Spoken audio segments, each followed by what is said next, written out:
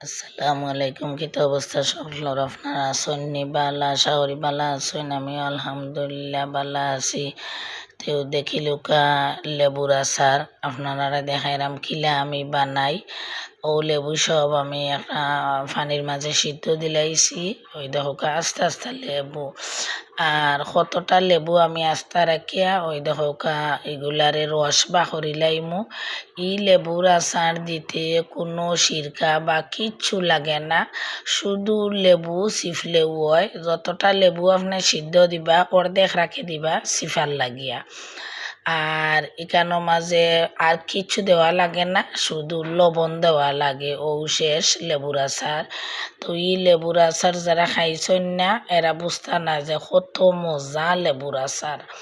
আপনি যে কোনো বাজিত খাইলে খুব টেস্ট লাগে। আবার ডাইল দিয়া খাইলে, ডাইল দিয়ে ভাত খাইলে যদি আপনি একটু লেবুর আচার লন অনেক স্বাদ লাগে। তো আপনারা ট্রাই করবা। আমি জেলা করছি ওই দেখো রোদির 4-5 দিন আমি শুকাইতে শুকাইতে ও রসগুলা একবারে টানি গেছে, টানিয়া একবারে রসগুলা ও লেবুর মাঝে লাগি গেছে। আর পরে আমি রোদিত ভালো মতো শুকাইছি। এটা আমার আমর আচারও আছে, রইদে 2 দিন পর পর দেই। আর লেবুর আচার এটা লন্ডন যাইতেও কারণে জটফট করি আমি লেবুর আচারগুলা রেডি করি লাইছি। আর রোদ তো আর আসিল ওই দেখো আমার বয়মের মাঝে আমি ঢুকাই লিছি, মানে শেষ পর্যন্ত কিলো হয়েছে। ওই দেখে কিলোকা আপনারা অনেক মজার আচার হয়েছে আমার লেবুর। আর খাইতে এটা অনেক মজাও লাগে। আপনারা ট্রাই করিয়া আমি জেলা করছি ওলা একটু দেখবা।